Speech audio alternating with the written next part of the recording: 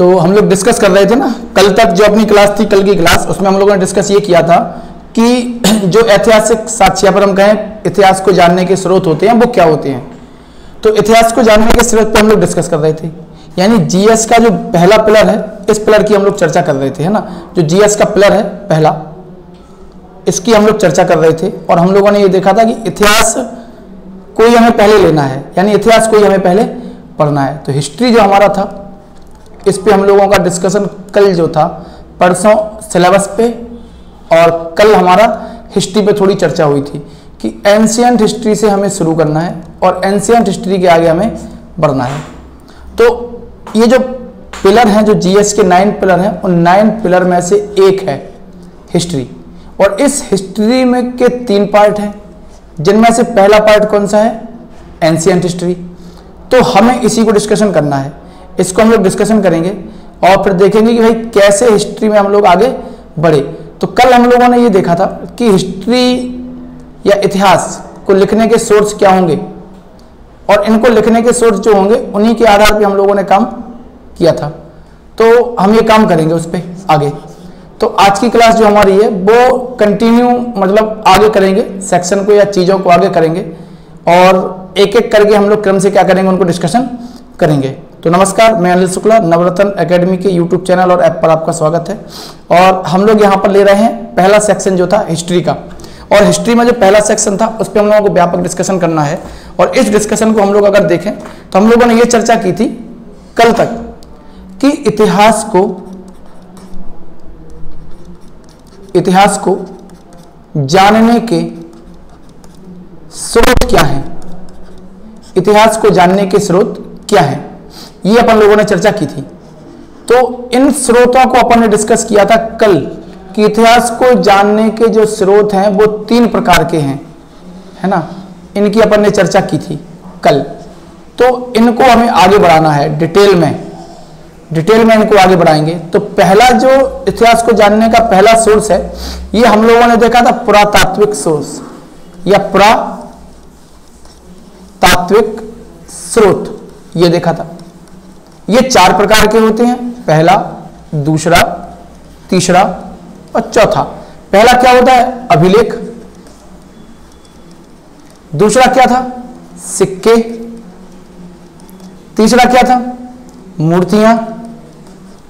चौथा क्या था, स्मारक। ये तो ये पुरातात्विक स्रोत में आती हैं। इसके बाद हम लोगों ने देखा था साहित्यिक स्रोत।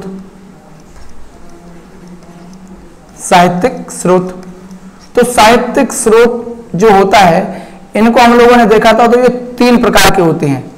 पहला हम लोगों ने ये देखा था कि साहित्यिक स्रोतों में पहला आएगा ब्राह्मण ग्रंथ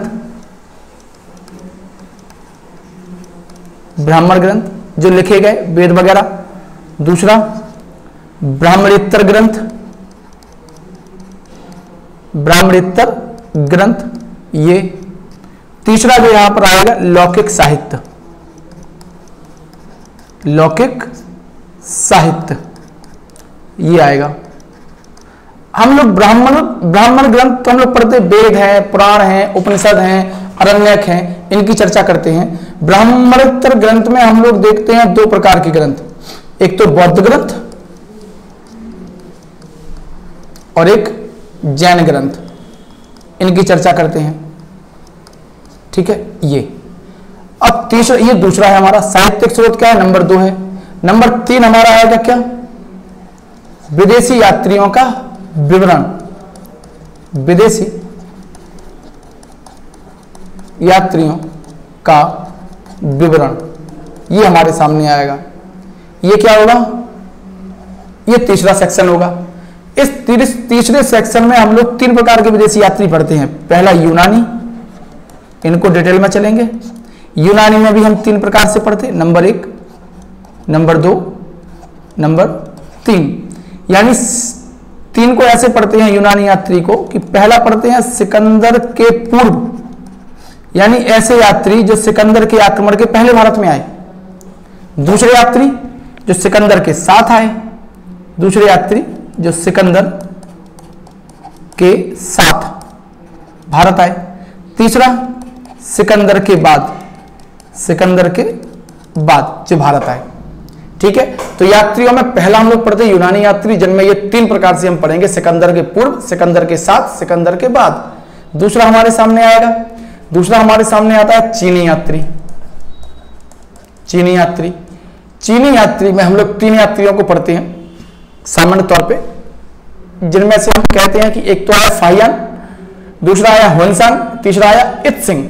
ये तीसरे यात्री यहां पर हमारे सामने आते हैं अरबी यात्री, अरबी यात्री। ये तो इतिहास को जानने के ये स्रोत होंगे हमारे सामने। अरबी यात्री में अल बरूनी है, अल मसूदी है, सुलेमान है, ये यात्री, ठीक है। इसके बाद कुछ फारसी भाषा के जो लिखे गए ग्रंथ हैं वो भी है, जैसे जियाउद्दीन बरनी है, बरनी ने लिखा है ना। तो ऐसे हम लोग पढ़ेंगे उनको, ठीक है। जैसे फरिश्ता है, सहनामा लिखा हुआ है, इस टाइप से, ठीक है। तो ये हमारे सामने विदेशी यात्रियों के विवरण आ जाएंगे। तो इतिहास को जानने के ये सोर्स होंगे। तो कल तक हम इस पर चर्चा कर रहे थे, इतिहास को जानने के ये सोर्स थे, इन पर चर्चा हम लोग कल कर रहे थे। आज हमें करना है, पहला सेक्शन उठाना है। तो पहला सेक्शन हमारा है पुरातात्विक स्रोत, और पुरातात्विक स्रोत के एक एक सेक्शन पे हमें डिस्कस करना है। अभिलेख पर करेंगे, सिक्कों पर करेंगे, मूर्तियों पर करेंगे, स्मारक पर करेंगे, इस पे हम चर्चा करेंगे, ठीक है। तो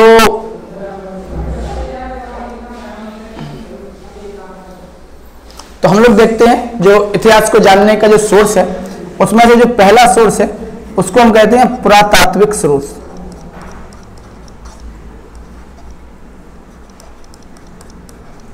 पुरातात्विक स्रोत इसको हम कहते हैं। और पुरातात्विक स्रोत पे हमें क्या करना है, डिस्कशन करना है। इन पुरातात्विक स्रोत को अगर हम देखें कितने कैटेगरीज में रखें या कितने प्रकार के होते हैं, तो इन पुरातात्विक स्रोत को हम 4 प्रकार से बांट सकते हैं।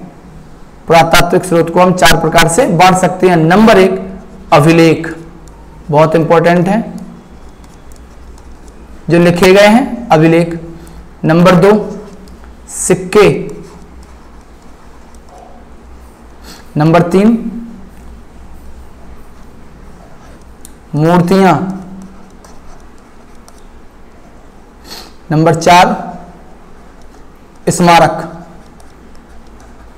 स्मारक तो ये हमारे सामने आएंगे। तो पुरातात्विक स्रोत जो होते हैं, पुरातात्विक स्रोत ये 4 प्रकार के होंगे। चित्रकला भी आ जाएगी, तो मूर्तियां एवं चित्रकला एक साथ ही ले लेते हैं। मूर्तियां एवं चित्रकला, इसको अगर हम ऐसे लिखें तो मूर्तियां एवं चित्रकला। चित्रकला जैसे अजंता की गुफाओं में क्या चित्र पाए गए, भीमबेटका में क्या मिले हैं, इनसे हम क्या अनुमान लगाते हैं उस समय के लोग कैसे थे, इस टाइप से, ठीक है ना। तो पुरातात्विक स्रोत में ये 4, पहला कौन सा, अभिलेख। दूसरा कौन सा, सिक्के। तीसरा कौन सा, मूर्तियां एवं चित्रकला। चौथा कौन सा, स्मारक। ये ठीक है। तो हम लोग देख रहे थे इतिहास को जानने के सोर्स या स्रोत, तो या फिर हम कहें सोर्स ऑफ हिस्ट्री। तो इतिहास को जानने के स्रोत हमारे सामने 3 हैं। इनमें पहला पुरातात्विक स्रोत है, दूसरा साहित्यिक स्रोत है, और तीसरा कौन सा है, विदेशी यात्रियों का विवरण। तो ये हम देख रहे थे। इसमें से पहला जो है वो पुरातात्विक स्रोत है, इस पे हम लोगों को डिस्कशन करना है। तो इस पुरातात्विक स्रोत का हम पहला जो हिस्सा उठाते हैं अभिलेख, इस पे हम डिस्कस करेंगे अभिलेखों पर कि अभिलेख क्या हैं, ठीक है। तो पुरातात्विक स्रोत में पहला जो हमारे सामने आएगा, पहला अभिलेख आएगा।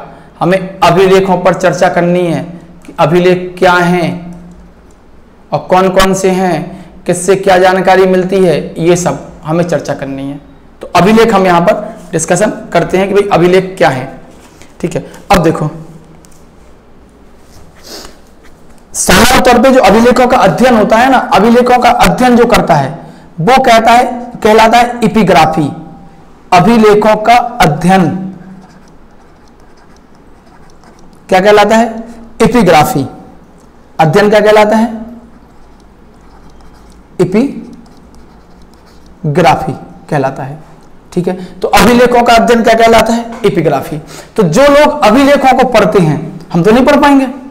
जेम्स प्रिंसेप ने पढ़ा अशोक के अभिलेखों को 1837 में, तो उन्होंने क्या किया, एपिग्राफी जो कैटेगरी जो होती है, ब्रांच होती है, उसमें काम किया, ठीक है। तो हम कहेंगे कि एपिग्राफी होती है। चलो इसके बारे में थोड़ी सी बात कर ले कि कल हम लोग चर्चा कर रहे थे ना यूपीएससी की, तो यूपीएससी में हमने बोला था कि यूपीएससी में जो आईएएस होता है वो ग्रुप डी की पोस्ट, तो इसका मतलब ये नहीं था कि आईएएस ग्रुप डी की पोस्ट होता है, आईएएस तो ग्रुप ए में आता है। लेकिन आईएएस से जो हम लोग डीएम बनते ना, हमें लगता है कि डीएम बहुत बड़ा पद है, ये डीएम आईएएस कैटेगरी में सबसे नीचे का अधिकारी होता है ये डीएम, क्योंकि इसको जला देते थे कि चलो भाई तुम थोड़ा जला खेल लो, थोड़ा मैच्योर हो जाओ, इसके बाद तुम आके ऊपर के पद पर आओगे। बात तो तब है जब डीएम से ऊपर के पद पर आओगे, सचिव बनोगे, कैबिनेट सचिव बनोगे, राज्य सचिव जो होते हैं वो वन राज्य सचिव बनोगे, कैबिनेट सचिव बनोगे, या फिर आप किसी डिपार्टमेंट को हेड करोगे, वित्त सचिव बनोगे, तो वो इसका मतलब ये था। इसका मतलब ये नहीं था बिल्कुल भी कि ये पोस्ट जो होती है रेलवे के जैसे ग्रुप डी की होती है, वो बिल्कुल ही मतलब नहीं था। ठीक है, तो इसका मतलब यही बताने का प्रयास था जो प्रकाश दिव्यकीर्ति सर हमेशा बताते रहते हैं, और उन्हीं के आधार पे हमने भी यहाँ पे बताने का प्रयास थोड़ा सा किया था। ठीक है, तो भाई ये है कि आप डीएम बनकर खुश हो गए, तो डीएम में कुछ नहीं होगा, हमें लग रहा है कि डीएम बड़ी पोस्ट है, लेकिन उस यूपीएससी वाले कैंडिडेट को जो आईएएस बना हुआ है और जो सीनियर हो चुका है वो तो ऊपर बैठा है, तो हम क्या कहेंगे भाई आईएएस तो मैं, आईएएस वो, लेकिन वो ऊपर क्यों बैठा है, मैं नीचे बैठा हूं, तो ये प्रमोट होकर चले जाएंगे, है ना। जितनी जल्दी बनोगे उतनी जल्दी आपको फायदा यहां पर होगा। ठीक है ना, तो इसका मतलब ये था और कुछ नहीं था मतलब कहने का।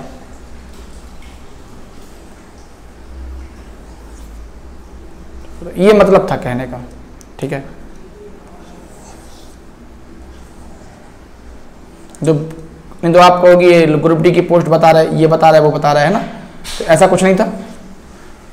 ठीक है, चलो हम वापस आते हैं अभिलेखों पर। तो अभिलेख जो हैं ये क्या है, तो अभिलेखों का अध्ययन क्या कहलाता है, एपिग्राफी। तो अभिलेखों के अध्ययन को हम एपिग्राफी कहते हैं। ठीक है, अब अभिलेख है क्या, भाई सिंपल सी बात है कि ये घर है एक्स का और ये घर है वाई का, ये दो घर हैं। ठीक है, अब इन दो घर के सामने से रोड निकली हुई है, ये सड़क। ठीक है, और यहां से निकलती है मेन रोड, ये जो क्या है मेन रोड है, ये निकल रही है मेन रोड। ठीक है, तो ये जो सड़क बनाई गई है, इस सड़क पे जिसने बनवाई है वो एक यहां पे पत्थर लगवा देगा, यहां पे सड़क के एंट्री गेट पर जहां से प्रवेश करते हैं सड़क पर, इस पर लिख देगा यह सड़क एक्स के घर से लेके वाई के घर तक बनी है, जिनके बीच की दूरी 500 मीटर है या 1000 मीटर है, इन दोनों के बीच में बनी हुई है। मतलब इस रोड पर पहला मकान किसका है, एक्स का, और अंतिम मकान किसका है, वाई का।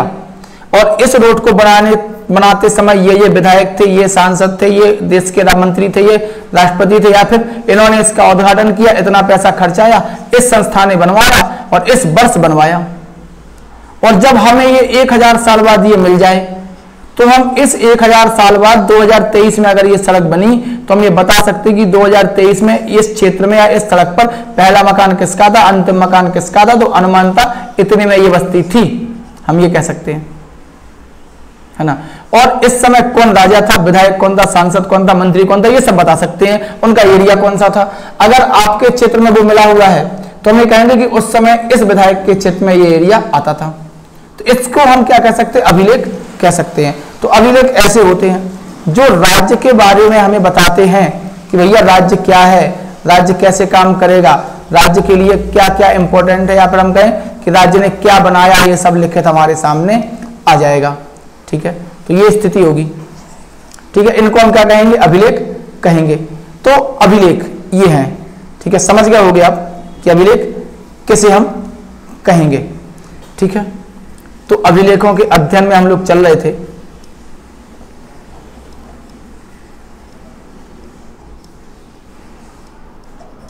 ठीक है, तो अभिलेख हम लोग डिस्कस कर रहे थे। हम लोग ये देखते हैं कि भारत में जो अभिलेख है ना, उन अभिलेखों को सबसे पहले लिखने का काम शुरू हुआ अशोक के शासनकाल में। अगर हम और पहले का देखेंगे भाई प्राचीन अभिलेख कौन सा है, तो एक जगह है बोगचकोई, एक जगह है जिसको हम कहते हैं बोगचकोई। तो बोगचकोई से हमें अभिलेख की प्राप्ति होती है सबसे पहले। तो बोगचकोई अभिलेख जो है, इस बोगचकोई अभिलेख में कुछ जिक्र है भारत के बारे में। अब बोगचकोई कहां पर है, तो एशिया माइनर। तो बोगचकोई एक जगह है एशिया माइनर जिसको कहते हैं, एशिया माइनर जिसको कहते हैं, कैस्पियन सागर के आसपास। यहां से हमें लगभग 1400 BC का एक अभिलेख प्राप्त हुआ है, एक अभिलेख प्राप्त हुआ है जिसमें से हमें इन देवताओं की जानकारी मिलती है, इंद्र की, वरुण की और मित्र की, इनकी जानकारी मिलती है। तो इसका मतलब यह है कि भारत का यहां पर आना जाना था, या फिर यहां से लोग भारत आते थे और भारत के लोग यहां पर जाते थे, तब तो यहां पर यह जिक्र है इंद्र, वरुण, मित्र का। तो इन अभिलेखों से हम इनके व्यापारिक संबंध या इनके राजनीतिक संबंधों को ध्यान में रख सकते हैं कि कैसे स्थिति थी, क्या था, कौन थे। तो बोगज कोई अभिलेख जो है यहां से हमारे सामने आते हैं इंद्र, मित्र, वरुण, इनकी जानकारी हमारे सामने व्यापक रूप में रहती है। ठीक है, तो ये पहला बोगज कोई। इसके बाद अगर हम देखें तो एक यवन राजदूत था, यवन राजदूत, यवन राजदूत था जिसका नाम था हेलियोडोरस, हेलियोडोरस। हेलियोडोरस आता है और ये बेसनगर, बेसनगर यानी विदिशा, बेसनगर आता है और बेसनगर में एक गरुड़ स्तंभ की स्थापना करवाता है, गरुड़ स्तंभ की। और इसी स्तंभ से हमें जानकारी मिलती है कि हेलियोडोरस भागवत धर्म में विश्वास रखता था। क्या करता था? भागवत धर्म में विश्वास रखता था। तो हम ये कह सकते हैं कि इस समय भागवत धर्म का क्या था? प्रचार प्रसार था। तो इस समय भागवत धर्म का क्या था? प्रचार प्रसार था। तो ये यवन राजदूत था, ये हेलियोडोरस, इसने यहां पर बात की। अगर हम इसके बाद देखें, मतलब क्रम से नहीं देखते, मतलब ऐसे देखते हैं कि हमें समझ में आना चाहिए चीजें। ठीक है, अगर हम इसके बात करें, हमें देखते हैं कि और अभिलेख की अगर हम चर्चा करें तो हम ये देखते हैं कि एक अभिलेख है हाथी गुम्फा अभिलेख, हाथी गुम्फा अभिलेख कलिंगराज खारवेल का है, जो कलिंग का राजा होता है और जैन धर्म को मानने वाला ये राजा होता है। तो हाथी गुम्फा अभिलेख, हाथी गुम्फा अभिलेख किसका है? कलिंगराज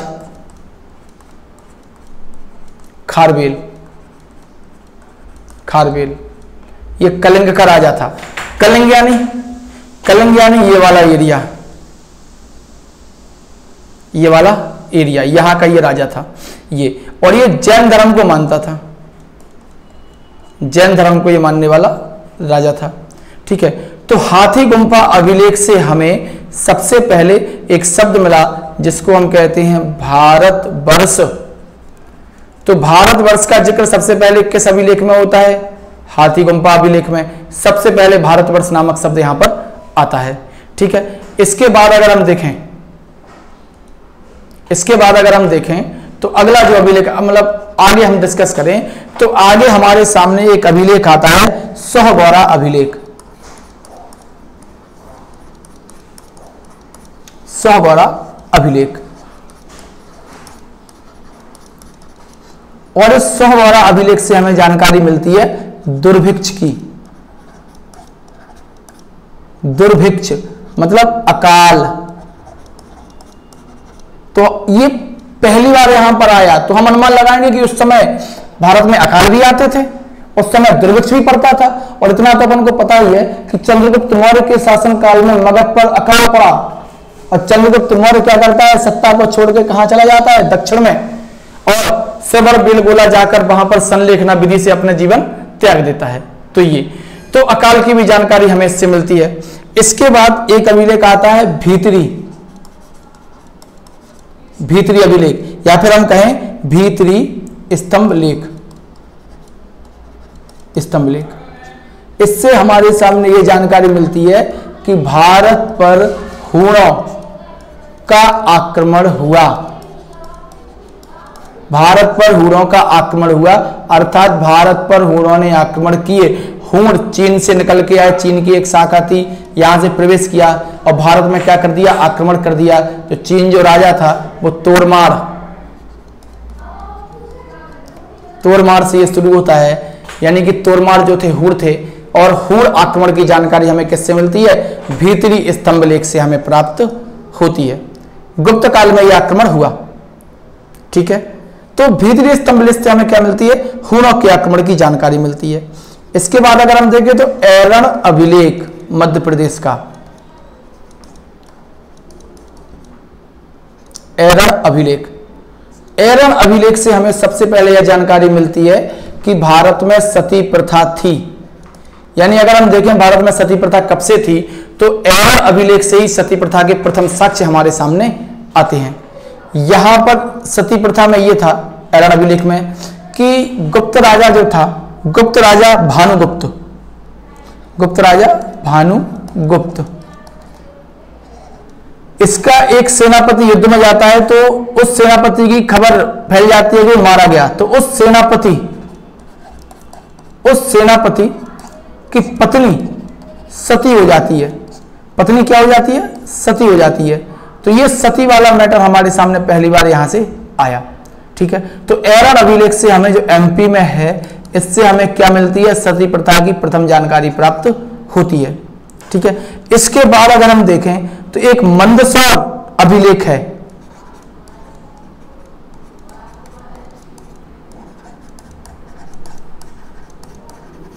मंदसौर अभिलेख है जिससे हमें यह जानकारी मिलती है कि एक रेशम बुनकरों की श्रेणी थी।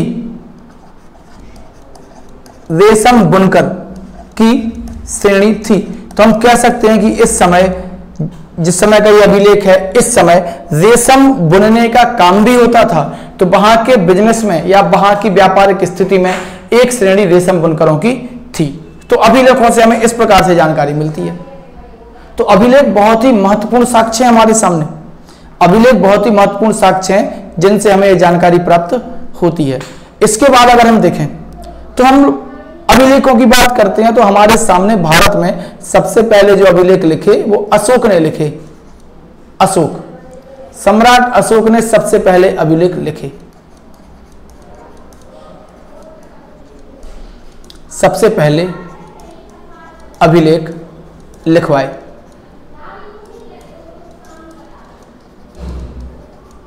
तो सम्राट अशोक ने क्या किया? सबसे पहले अपने अभिलेख लिखवाए। अब अभिलेख इन्होंने लिखवाए। अब सम्राट अशोक के जो अभिलेख थे वो ईरानी सम्राट दारा प्रथम से प्रभावित थे। यानी भारत में अभिलेख लिखवाने का काम जो था वो ईरानी शासक दारा प्रथम वो लिखता था अभिलेख। और जब अशोक ने उसके अभिलेख देखे तो अशोक ने भी क्या किया? अपने अभिलेख लिखने का काम यहां पर शुरू कर दिया। तो भारत में सबसे प्राचीन जो अभिलेख हैं वो अशोक के हैं। भारत में प्राचीन जो अभिलेख हैं वो अशोक के हैं। किसके हैं? अशोक के। ये प्राचीन अभिलेख हैं। दूसरी बात, हम अशोक के बात की करें तो अशोक के कुछ अभिलेख हैं जिसमें से एक है मास्की, मास्की, एक है गुज्जरा, गुज्जरा। इससे हमें अशोक का नाम अशोक मिलता है। इन अभिलेखों में अशोक का नाम अशोक लिखा गया। बाकी कुछ जगह देवनाम प्रिय लिखा गया है, यानी देवताओं का प्रिय, देवनाम प्रिय, देवताओं का प्रिय या देवनाम प्रिय रस्सी, ये नाम आए हैं। लेकिन मास्की और गुजरा में हमारे सामने क्या है? अशोक का नाम अशोक का नाम अशोक लिखा गया है। तीसरा यहां पर फैक्ट अगर हम देखें तो अशोक ने जब बौद्ध धर्म अपनाया तो वो लुम्बिनी यात्रा पर गया। और लुम्बिनी यात्रा पर गया जब भगवान बुद्ध का जन्म हुआ था, तो लुम्बिनी को इसने क्या कर दिया? टैक्स फ्री कर दिया। तो एक अभिलेख है रुम्मनदेई अभिलेख, रुम्मनदेई अभिलेख। रुम्मनदेई अभिलेख से हमें मौर्य काल की टैक्स व्यवस्था की जानकारी प्राप्त होती है, टैक्स सिस्टम की जानकारी प्राप्त हमें होती है। और ये हमें जानकारी होती है कि उस समय नेपाल की तराई जो लुम्बिनी है वहां पर मौर्य सिस्टम लागू था। वहां पर मौर्य सिस्टम क्या था? लागू था। अशोक के जो अभिलेख हमें मिले हैं वो अभिलेख हमें ब्राह्मी लिपि में मिले हैं। ब्राह्मी लिपि, अशोक के जो अभिलेख हमें मिले हैं वो हमें मिले हैं ब्राह्मी लिपि, खरोष्टी लिपि, खरोष्टी लिपि। खरोष्टी लिपि पे थोड़ा डिस्कस करते हैं, पेपर में आ जाता है। खरोष्टी लिपि एक जो लिपि होती है जो दाईं से बाईं ओर लिखी जाती है। खरोष्टी लिपि दाईं से बाईं ओर लिखी जाती है, बाईं ओर लिखी जाती है खरोष्टी लिपि। तो खरोष्टी लिपि से हमें, खरोष्टी लिपि के अभिलेख अशोक के हमें मिले हैं, दाएं से बाईं ओर लिखी जाएगी ये लिपि। ठीक है, इसके बाद कुछ अभिलेख हमें जो मिले हैं लघमान से और सरेकुना से। तो इसमें भी अलग अलग भाषाएं हैं। तो यहां के अभिलेख हमें यूनानी में और अरमाइक इस भाषा में मिले हैं। तो अशोक के अभिलेख विभिन्न भाषाओं के अभिलेख हैं। अशोक के अभिलेख कैसे हैं? विभिन्न भाषाओं के अभिलेख हैं। और यहां पर अगर हम गुप्त काल के अभिलेखों की बात करें, यहां पर हम कहें कि गुप्त काल के पूर्व के अभिलेख, गुप्त काल के पूर्व के अभिलेख, नोट्स बनाते जाना बिल्कुल ऐसे ही, ठीक है, पेपर में सीधे आएंगे यहां से क्वेश्चन। गुप्त काल के पूर्व के अभिलेख जो हमें मिले हैं वो हमें मिले हैं प्राकृत भाषा में, प्राकृत भाषा में, ठीक है। जबकि गुप्त काल के जो अभिलेख हमें मिले हैं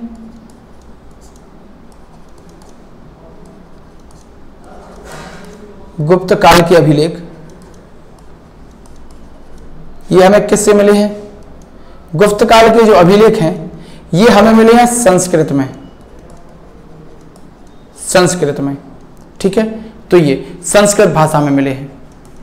तो आप देख रहे हो कि किस प्रकार भाषाओं का डेवलपमेंट हो रहा है, क्या फिर उसके बाद क्या, उसके बाद प्राकृत, संस्कृत, इस टाइप से। तो ये अभिलेख ऐसे हैं, ठीक है। इस प्रकार से हमें लगातार क्या है, अभिलेखों की जानकारी प्राप्त होती है। अब इसके बाद चलो कुछ प्रमुख अभिलेख हैं या जिनके बारे में पेपर में आ जाता है वो प्रमुख अभिलेख, उनको भी देख लेते हैं। एक लिस्ट बना लेते हैं हम लोग कि प्रमुख अभिलेख,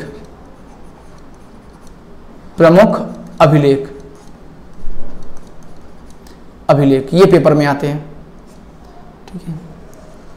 तो प्रमुख अभिलेख में नंबर एक अगर हम बात करते हैं तो हाथी गुम्फा अभिलेख की, हाथी गुम्फा अभिलेख अभी चर्चा की थी। हाथी गुम्फा अभिलेख ये किस शासक से संबंधित है? कलिंगराज खारवेल, कलिंगराज खारवेल से ये क्या है, संबंधित है। ये ठीक है। नंबर दो पे हम देखते हैं जूनागढ़ अभिलेख, जूनागढ़ अभिलेख ये ठीक है। जूनागढ़ अभिलेख जो हमारा है रुद्रदामन से संबंधित, रुद्रदामन से संबंधित है। नंबर तीन पे हम लोग देखते हैं अभिलेख को नासिक अभिलेख, नासिक अभिलेख। नासिक अभिलेख किससे संबंधित है? गौतमी बलश्री, ये सातकर्णी राजा था।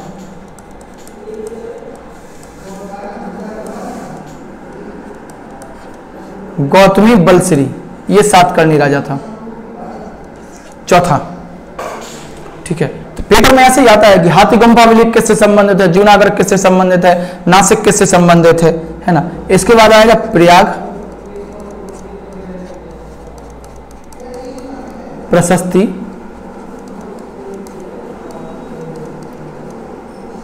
अभिलेख, प्रयाग प्रशस्ति अभिलेख। प्रयाग प्रशस्ति अभिलेख जो हमारे सामने आता है वो समुद्रगुप्त से संबंधित है,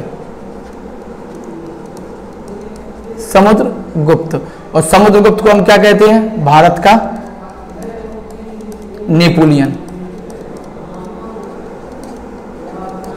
और ये कहा किसने था? समुद्रगुप्त को भारत का नेपोलियन किसने कहा? विसेंट स्मिथ ने कहा। समुद्रगुप्त को भारत का नेपोलियन किसने कहा? विसेंट स्मिथ महोदय ने समुद्रगुप्त को भारत के नेपोलियन की संज्ञा दी है, ठीक है। ये तो प्रयाग प्रशस्ति किससे संबंधित है? समुद्रगुप्त से। पांचवा देखते हैं, पांचवा हमारा है ऐहोल अभिलेख, ऐहोल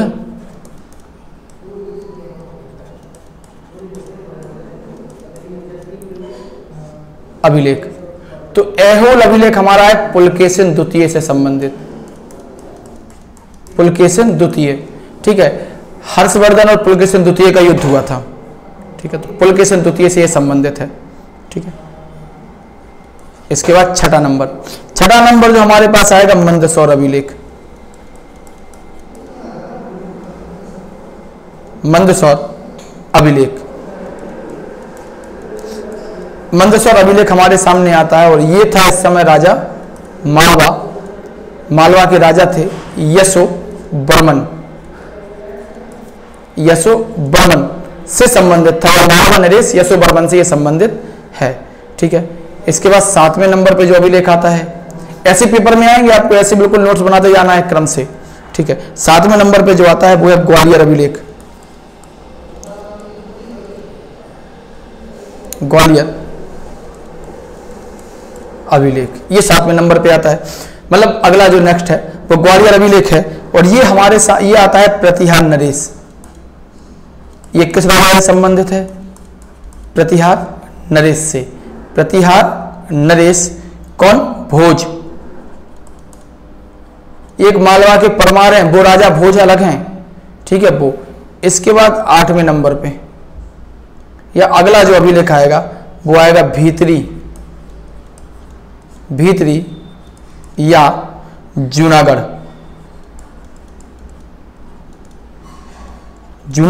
अभिलेख। ये संबंधित है स्कंदगुप्त से। स्कंदगुप्त यानी इसी के समय भारत में क्या हुआ था? हुनों का आक्रमण हुआ था। ठीक है, 9वां नंबर जो हमारे सामने आता है वो 9वां नंबर हमारा है देवपाड़ा अभिलेख। देवपाड़ा अभिलेख ये तो देवपाड़ा अभिलेख बंगाल का शासक था विजयसेन। बंगाल के शासक विजयसेन से संबंधित है। तो ये अभिलेख आपको इतने अभिलेख याद रखने हैं। अभी तक जो अभिलेख की क्लास में हुआ है वो अभिलेख आपको बिल्कुल याद रखने हैं, ये सब चीजें। ठीक है, तो हम लोगों ने यहां से शुरू किया था इतिहास को जानने के स्रोत से। पहला सोर्स हम लोग देख रहे थे क्या? ये पहला सोर्स हम लोग क्या देख रहे हैं? ये कि भाई पुरातात्विक स्रोत हम लोग डिस्कशन कर रहे हैं। इन पुरातात्विक स्रोत में पहला अभिलेख है, तो अभिलेख हम लोग चर्चा कर रहे थे। ठीक है, तो अभिलेखों पे हमने इतनी व्यापक चर्चा की और अभिलेख से ही हमें क्या है? इतिहास की जानकारी मिलती है। तो अभिलेख यहां से शुरू करते हम कि अभिलेख का अध्ययन क्या होगा? एपिग्राफी। जिन्होंने पढ़ा है उन्होंने क्या किया? एपिग्राफी। अगर हम देखें तो पहला अभिलेख हमारे सामने क्या है? प्राचीन भूगर्जकोई मध्य क्या नाम एशिया माइनर से प्राप्त हुआ, 1400 BC के आसपास का है, जिसमें हमें किन किन की जानकारी मिलती है? जिससे हमें इंद्र की, वरुण की, मित्र की जानकारी प्राप्त होती है। और जब इनकी जानकारी उस अभिलेख में है तो इसका मतलब क्या है कि ये लोग वहां से यहाँ आते होंगे और यहाँ के लोग भी वहां जाते होंगे। भाई आप किसी के घर जाओगे तो वो आपके घर नहीं आएगा, है ना? तो वही जिससे व्यापार बड़ा होगा या जिससे आदान प्रदान हुआ होगा कल्चर का, संस्कृति का, सभ्यताएं एक दूसरे के निकट आई। इसके बाद यवन राजदूत हेलियोडोरस वो विदिशा आता है, बेसनगर में गरुड़ स्तंभ स्थापित करता है और भागवत धर्म की जो भागवत धर्म से क्या है? संबंधित है। बेसनगर यानी विदिशा, बेसनगर यानी विदिशा। ये इसके बाद हाथी गुम्फा अभिलेख। हाथी गुम्फा अभिलेख में सबसे पहले भारतवर्ष की चर्चा मिलती है। कलिंगराज खारवेल से संबंधित है। कलिंगराज खारवेल जैन धर्म को मानने वाले थे और इतिहास प्रसिद्ध 261 BC के आसपास क्या हुआ था? एक युद्ध हुआ जिसको हम क्या कहते हैं? कलिंग का युद्ध, जिसको लड़ने के बाद अशोक क्या बन जाता है? बौद्ध बन जाता है। वो युद्ध नीति को त्याग के धम्म नीति अपना लेता है। वो युद्ध की जगह बुद्ध को अपना लेता है ना? तो ये स्थिति, तो ऐसे हम लोग कनेक्ट करेंगे ना तो हमारे सामने स्थिति स्पष्ट होगी। इसके बाद सोहगौर अभिलेख, इससे हमें दुर्भिक्ष आकाल की जानकारी प्राप्त होती है। भीतरी स्तंभलेख अभिलेख स्कंदगुप्त का, जिससे हमें भारत पर जानकारी प्राप्त होती है कि भारत पर हुनों ने आक्रमण किया। इसके बाद हुन एक ब्रांच थी, चीन से निकली थी, वहां से एक ब्रांच थी। ठीक है, इसके बाद एरन अभिलेख मध्य प्रदेश से है। सती प्रथा का प्रथम साक्ष्य हमें यहीं से प्राप्त होता है। इसके बाद मंदसौर अभिलेख, रेशम बुनकर की एक श्रेणी के बारे में जानकारी प्राप्त होती है हमें इस अभिलेख से। ठीक है, और सबसे पहले जो भारत के अगर हम कहें अशोक की अभिलेख की बात करें तो भारत में सबसे प्राचीन अभिलेख किसके हैं? अशोक के। मास्की और गुजरा अभिलेख में तो अशोक का नाम अशोक लिखा है। मास्की गुजरा में अशोक का नाम अशोक लिखा हुआ है और कई जगह पे हमें अशोक का नाम एक और प्राप्त होता है। तो अशोक अपने आप को कहता है देवनाम प्रियदर्शी, देव नाम, या फिर हम इसको फिर से लिखते हैं हटा के थोड़ा, है ना? तो तो अशोक जो है, अशोक अपने आप को क्या कहता है? देवनाम प्रियदर्शी, मतलब देवताओं का प्रिय, अशोक अपने आप को कहता है। तो अशोक क्या कहता है? अशोक अपने आप को देवताओं का प्रिय कहने की बात करता है। और ये पेट के पेपर में पूछा गया था अभी लास्ट एग्जाम में जो था कि भैया इनमें से किसको हम देवनाम प्रिय कहते हैं? देवनाम प्रिय किसे कहते हैं? तो देव नाम प्रिय अशोक को कहा गया। देवनाम प्रियदर्शी,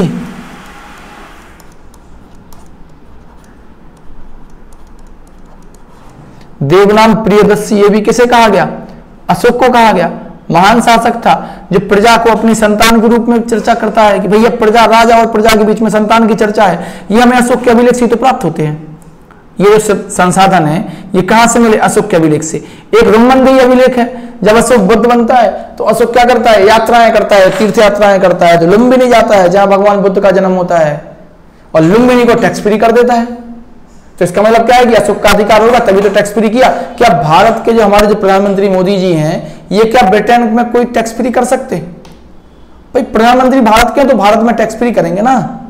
तो वही, और अशोक के अभिलेख कई भाषाओं में मिले, ब्राह्मी लिपि, खरोष्टी लिपि, यूनानी लिपि, अरमाइक लिपि। खरोष्टी लिपि दाईं से बाईं ओर लिखी जाती है। गुप्त काल के पहले के जो अभिलेख हमारे सामने आए वो प्राकृत भाषा के हैं और गुप्त काल के अभिलेख जो हमारे सामने आए वो संस्कृत भाषा के हैं। ठीक है, तो ऐसे अभिलेख। इनके बाद जो अभिलेख हमारे सामने है वो ये है। पहला हाथी गुम्फा अभिलेख कलिंगराज खारवेल से संबंधित है ना। दूसरा अभिलेख जूनागढ़ अभिलेख ये रुद्रदामन से संबंधित है। तीसरा नासिक अभिलेख गौतमी बलसी से संबंधित है। प्रयाग प्रशस्ति अभिलेख समुद्रगुप्त से संबंधित है, जिसे भारत का नेपोलियन बोनापार्ट का नेपोलियन कहा गया, विंसेंट स्मिथ ने कहा, और 100 से अधिक युद्धों का विजेता माना जाता है। ऐहोल अभिलेख पुलकेशिन द्वितीय संबंधित है। मंदसौर अभिलेख मालवा नरेश यशोवर्मन से संबंधित है। ग्वालियर अभिलेख प्रतिहार नरेश भोज से संबंधित है। भीतरी या जूनागढ़ अभिलेख स्कंदगुप्त से संबंधित है। देवपाड़ा अभिलेख बंगाल के शासक विजयसेन से संबंधित है। तो इन अभिलेखों के माध्यम से हमें क्या है? इतिहास की एक व्यापक जानकारी प्राप्त होती है। तो अभिलेख इतिहास लिखने के एक बेहतर स्रोत हैं, बेहतर स्रोत है। हाँ, गलतियां हो सकती हैं अभिलेखों में भी, लेकिन अभिलेख हमारे सामने एक बेहतर स्रोत इसलिए है कि इनसे हमें अधिकांश जानकारी प्राप्त होती है तत्कालीन समय की, तत्कालीन राजा की, तत्कालीन स्थिति की। ये स्थिति, ठीक है। तो ये अभिलेख था। पुरातात्विक स्रोतों में पहला हमारा क्या था? अभिलेख। अब इसके बाद हमारा पुरातात्विक स्रोत में अगर हम चर्चा करें तो पुरातात्विक स्रोत में पहला अभिलेख था। दूसरा हमारे सामने आएंगे सिक्के। सिक्के ये दूसरा। तो पुरातात्विक इसमें हमारे सामने सिक्के आ गए। तो हम सिक्कों की चर्चा अगर करें तो सिक्के में हम ये देखते हैं कि भाई सिक्के अगर हैं, ये कॉइन्स हैं, मान लो ये सिक्का है, इस पे यहां पर कुछ लिखा है, यहां पर कुछ चित्र बना है, यहां पर कुछ चित्र बना है, यहां कुछ लिखा है, तो हम अनुमान लगा लेंगे कि उस समय में क्या क्या था। अगर यहां पर कुछ लिखा हुआ है तो भाषा में उस समय के अनुमान को देखेंगे क्या था। तो अगर हम सिक्कों की बात करें तो सिक्कों में अगर हम देखें तो सिक्कों के अध्ययन को हम कहते हैं मुद्रा शास्त्र। क्या कहते हैं? मुद्रा शास्त्र। इस पर चर्चा करेंगे। भारत में जो प्राचीन सिक्के बने वो किसके बने? तांबे, चांदी, सोना, सीसा और मिट्टी के भी सिक्के बने। ठीक है, मिट्टी के भी सिक्के बने, मिट्टी। और सिक्के बनाने की जो कला थी वो थी ठप्पा कला, या हम ठप्पा मारकर सिक्के बनाते थे। ठप्पा कला, इससे सिक्के बनाते थे। यानी कि हमने एक हिस्सा बनाया ऐसा और कुछ हिस्सा गर्म किया, उस पर ठप्पा मार दिया, जिससे क्या बन गया? ठप्पा कला बन गई। ठीक है, तो ठप्पा कला के माध्यम से सिक्के हमारे सामने आए। इसके बाद अगर हम देखें तो आहत सिक्के जो थे, आहत सिक्के, जिनको हम पंचमार्क सिक्के भी कहते हैं, पंचमार्क सिक्के भी कहते हैं, जिन पर मार्क मतलब क्या है? चिन्ह बने हुए हैं। ये पंचमार्क सिक्के या ठप्पा सिक्के या आहत सिक्के ठप्पा कला के द्वारा बने हुए हैं। इन पर हमें क्या मिलता है? इन सिक्कों पर, या पर हम कहें इन सिक्कों पर हमें मछली, वही मछली जल की रानी है, मछली, सांड, हाथी, अर्धचंद्र यानी आधा चंद्र, अर्धचंद्र की आकृति प्राप्त होती है। आकृति क्या होती है? प्राप्त होती है। कुछ सिक्कों पर तो आकृति ऐसी बनी है, आपको बना के दिखाते हैं। यहाँ पे कुछ सिक्के हैं जिन पर आकृति ऐसी बनी है। ये डी सा लिख दिया, इसके बाद यहां से एक एरो निकाल दिया, ये आकृति सिक्कों पे मिली है, इस टाइप की आकृति। कुछ आकृति हमारे सामने ऐसी है सिक्कों पर, इस टाइप की आकृति है, ये ऐसे, ठीक है। कुछ आकृति हमारे सामने इस टाइप से आई हैं सिक्कों पे, कुछ आकृति इस टाइप से है, ये ऐसे ऐसे, ये सिक्कों पे हमें मिलते हैं। कुछ आकृति ऐसे अगर हम देखें तो, और रूप में इसको हम देखें तो ऐसे हमारे सामने आकृति आती है, ऐसे ऐसे। आजकल जब आप लोग पेंटिंग बनाना शुरू करते हो ना, जब पहली बार पेंटिंग करते हो, कला बनाते हो, तो हम ऐसे ही चित्र बनाते हैं। सूर्य बना दिया, चंद्रमा बना दिया, घर बना दिया, है ना, ऐसे ही तालाब बना दिया, मछली बना दी। तो इसी टाइप से सिक्के प्राप्त होते थे पहले, ठीक है। तो प्राचीन काल में सिक्कों पे ऐसे ही था, ये ऐसे सिक्के बनते थे प्राचीन काल में। सिक्कों पर ये चित्र होते थे ऐसे, या फिर हम कहें ऐसे चित्र इन पर होते थे।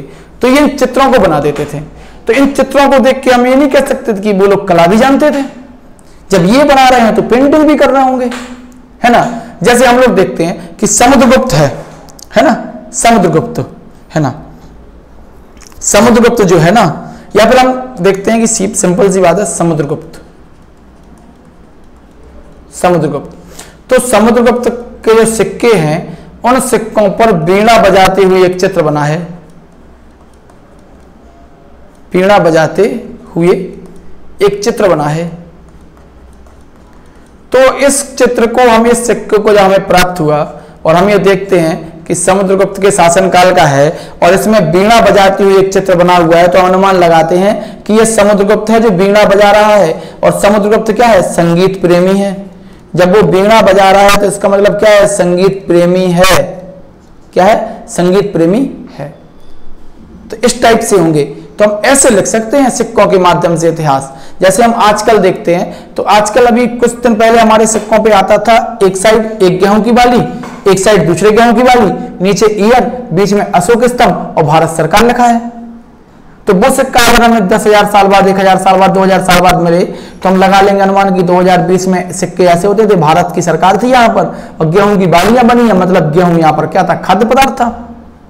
और अशोक चिन्ह बना हुआ है, वो अशोक स्तंभ बना हुआ है ना। तो उससे हम अनुमान लगा लेंगे कि उस समय के लोग मतलब क्या थे, क्या खाते थे। गेहूं बनाए तो गेहूं खाते थे।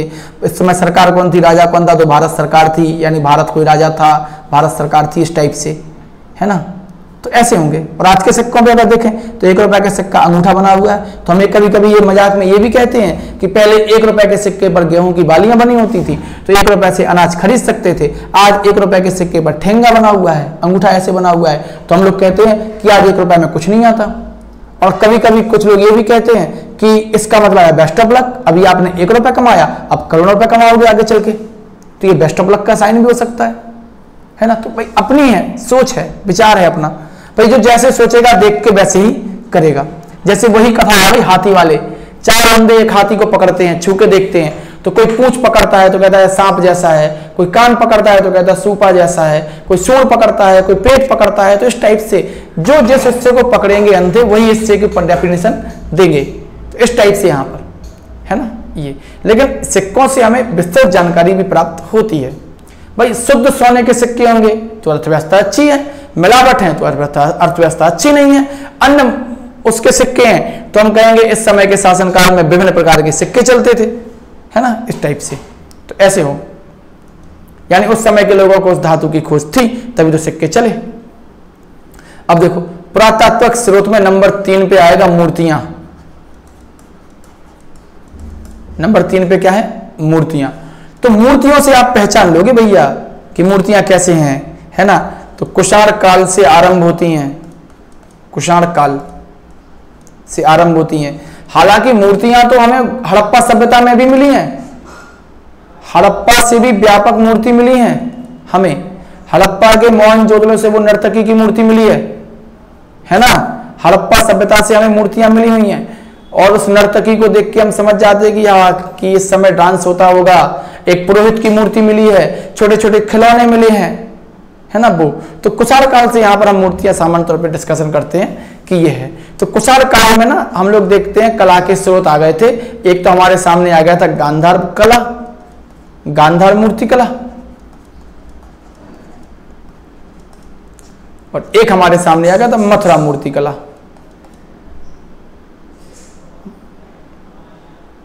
मथुरा मूर्ति कला, इनसे क्या है मूर्तियां बनी, ठीक है। गांधार कला से जो मूर्ति बनी इस पर यूनानी प्रभाव दिखाई देता है गांधार पर। मथुरा में से पहली बुद्ध की मूर्ति बनी और मथुरा मूर्ति कला में यूनानी प्रभाव कम दिखाई देता है। इसके बाद अगर हम मूर्ति की बात करें तो गुप्त और गुप्तोत्तर काल में बनी।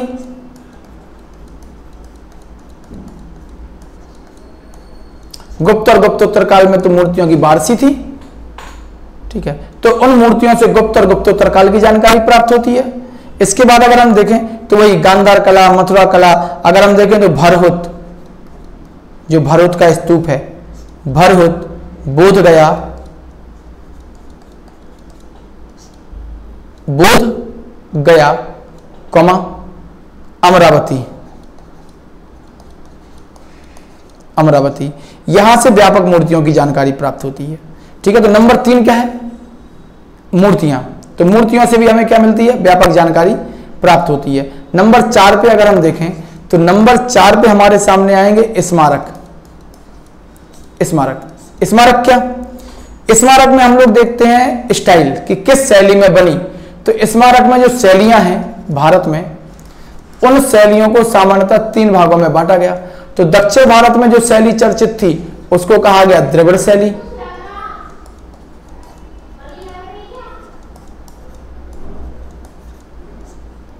उत्तर भारत में जो चली उसको कहा गया नागर शैली, नागर शैली। और इन दोनों के बीच में जो चली इसको कहा गया बेसर शैली। और इस बार अभी जूनियर असिस्टेंट में यही क्वेश्चन आया था कि देवगढ़ का दशावतार मंदिर किसमें शैली में बना है, तो पंचायतन शैली में। तो ये 3 स्टाइल हैं मंदिर निर्माण की, ये 3 शैलियां हैं। तो इन शैली को हम क्या कहते हैं, मंदिर निर्माण,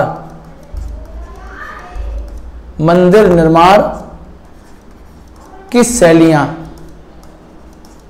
और ये मंदिर निर्माण की शैलियां कौन कौन सी हैं, ये मंदिर निर्माण की शैलियां कौन कौन सी हैं, ये तीन शैलियां हैं। नंबर 1 नागर शैली उत्तर भारत, नंबर 2 बेसर शैली मध्य भारत, मतलब बीच वाला हिस्सा, मध्य भारत वाला हिस्सा, और नंबर 3 द्रविड़ शैली दक्षिण भारत। इन दोनों का मिला जुला रूप क्या है, इन दोनों का मिला जुला रूप क्या है, ये है बेसर शैली, ठीक है। तो ये स्मारक जिनसे हमें विभिन्न जानकारी बहुत शानदार तरीके से प्राप्त होती है। अगला ही इसमें हम देख लेते हैं चित्रकला। चित्रकला, भाई पहले चित्र बने ऐसे, एक व्यक्ति बना दिया, ऐसे पैर बना दिए, ऐसे हाथ बना दिए और ये सिर बना दिया। ये ना डांस कर रहा है व्यक्ति, व्यक्ति बैठे खड़े खड़े क्या करेंगे, बैठे बैठे क्या करेंगे, लिखने लगे और दीवार पे चित्र बना दिए इस टाइप से। तो चित्रकला में हमारे सामने सामान्य तौर पे 3-4 चीजें निकल के आती हैं। अजंता की गुफाएं, एलोरा की गुफाएं, भीमबेटका की गुफाएं, ये गुफाएं, ठीक है। इनसे हमें विभिन्न प्रकार के चित्र मिलते हैं और इन चित्रों से हम तत्कालीन समाज की जानकारी प्राप्त कर सकते हैं। यहां से जो चित्र हमें मिले, इन चित्रों को देख के हम ये बता सकते हैं कि उस समय का समाज कैसा होगा। तत्कालीन समाज की जानकारी, आप आज की पेंटिंग देख के बता दोगे कि आज का समाज कैसा था, क्या आज के समाज की विशेषता थी, तो ये होगा इसमें, ठीक है। अजंता है वही औरंगाबाद के पास, भीमबेटका मध्य प्रदेश में, ठीक है। और भी कई गुफाएं हैं जहाँ पे हैं, लेकिन सामान्य तौर पे इन्हीं को डिस्कशन किया जाता है, उन्हीं को हम लोग डिस्कशन करेंगे। और आगे जब हम धीरे धीरे बढ़ेंगे ना तो वहाँ पर डिस्कशन होता जाएगा। तो हमारे सामने इतिहास को जानने के 3 सोर्स थे, जिन 3 सोर्स पे हम लोगों ने चर्चा की। उन 3 सोर्स में क्या था? पुरातात्विक स्रोत पहला। तो हमने अपना पुरातात्विक स्रोत जो था इसको हमने पूरा डिस्कस कर लिया है, ठीक है। तो पुरातात्विक स्रोत की ये सब चीजें हमारे सामने क्या हो गई हैं? डिस्कस हो गई हैं। अब अगला जो हमारा टॉपिक होगा वो होगा साहित्यिक स्रोत। तो हम लोग साहित्यिक स्रोत की चर्चा अगली क्लास में करेंगे, ठीक है। आराम आराम से पढ़ेंगे एक एक करके, ठीक है। तो ये ठीक, तो ये देख लो भैया, आप समझ लो, आराम से लिखना है, जैसा लिखा हुआ है वैसे ही नोट्स बनाने हैं, और यही पेपर में आते हैं। और ये बहुत अच्छे तरीके से प्रयास किया जा रहा है कि अच्छे तरीके से आपको ये दिया जाए, ठीक है ना, इस टाइप से। तो ऐसे हमारे सामने ये होंगे, ठीक है। ये आप देखो, ठीक है। तो ये अगला टॉपिक जो हमारा होगा ना, मतलब इसी में अगला टॉपिक हमारा होगा साहित्यिक स्रोत, जिसमें हम ब्राह्मण साहित्य, ब्राह्मणेतर साहित्य, लौकिक साहित्य हर एक की चर्चा करेंगे, ठीक है। ये हमारे सामने स्थिति होगी।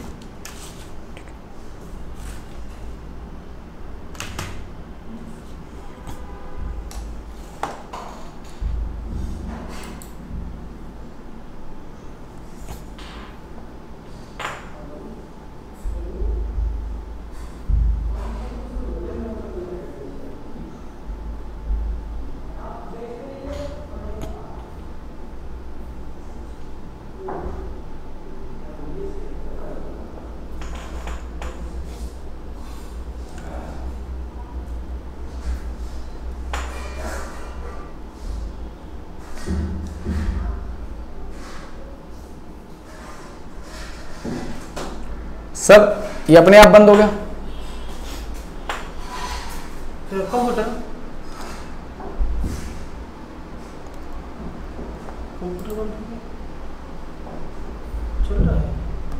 चल रहा है। हो गई है हमारी क्लास पूरी।